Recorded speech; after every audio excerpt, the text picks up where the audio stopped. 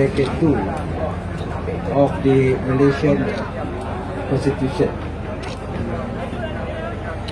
As you all had already been aware, the federal government had on the 4th April 2019 tabled a proposed amendment to Article 1, Bracket 2 of the Federal Constitution.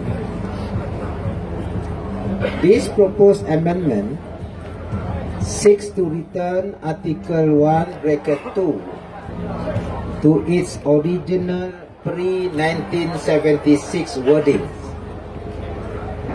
The Federal Minister for Law was quoted in the newspapers and other social media as saying that Putrajaya's intention to amend Article 1, Bracket 2 had already received the approval of Sabah and Sarawak Chief Ministers during the meeting by the Cabinet Committee for Malaysian Agreement 1963.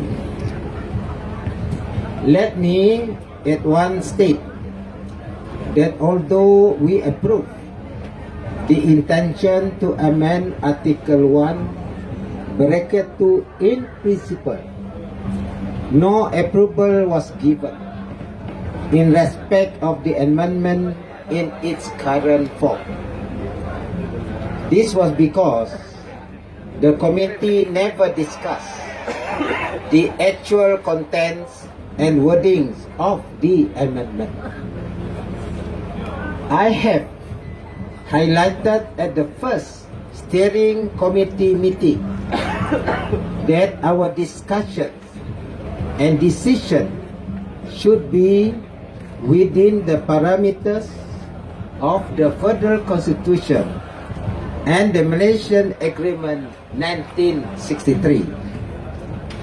Furthermore, any decision, particularly on an issue as important as this, would require me to obtain the mandate of the consultative committee established by the Sarawak State Legislative Assembly.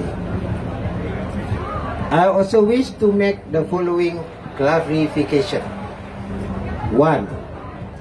My stand had always been consistent, and that is that we support any amendment to the Federal Constitution or any law that seeks to restore the rights of Sarawak as intended by the parties to the Malaysia Agreement.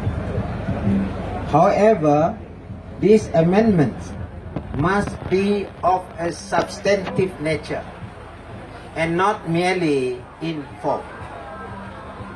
When the proposal to amend Article 1, Bracket 2 was raised by Sabah Chief Minister during the first steering committee meeting on MA 63, it was Sarawak's stand to support this amendment in principle.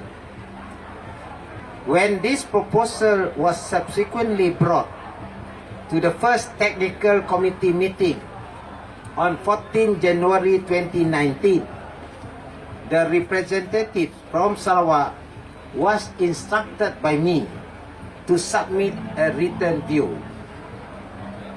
This view was that we support the amendment to Article 1, Bracket 2, provided it comes with an amendment to Article 160, Bracket 2 on the definition of the Federation. The reason for this was that we felt that an amendment to Article 1, Bracket 2 alone do not fully address the aspiration of the people of Sarawak. By amending Article 160, Bracket 2, a reference to the Malaysia Agreement 1963 should be met in the Federal Constitution. The Federal Constitution, in its current form, makes no reference to the Malaysia Agreement 1963. Fourth, the first technical committee meeting then decided that no piecemeal amendment will be made to the Federal Constitution. Indeed, it was agreed that a holistic amendment would be made at the completion of the process for the review of the implementation of MA 63.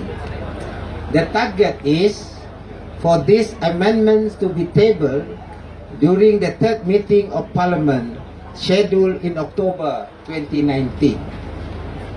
Fifth, the matter was not discussed further at the subsequent steering committee meeting.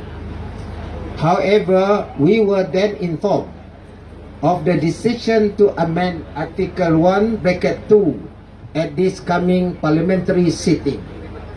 We then communicated our views to the federal government. The state government's view was that a singular amendment to Article 1, Bracket 2 would not achieve its purpose unless accompanied by other substantive amendments, among others, an amendment to Article 160, Bracket 2. 6. We were also of the view that this amendment would be more appropriate if tabled after important substantive decision had been made on the issues deliberated by the MA 63 committees. I hope that with this clarification, no devious allegation will be made against the state government as being not supportive of the amendment. The state government reiterates its support to any amendment of laws which would genuinely bring about substantive benefit to the state and its people. To support an amendment which does not bring about actual benefits would be tantamount to committing a fraud on the people of Sarawak. So that is our stand. Thank you.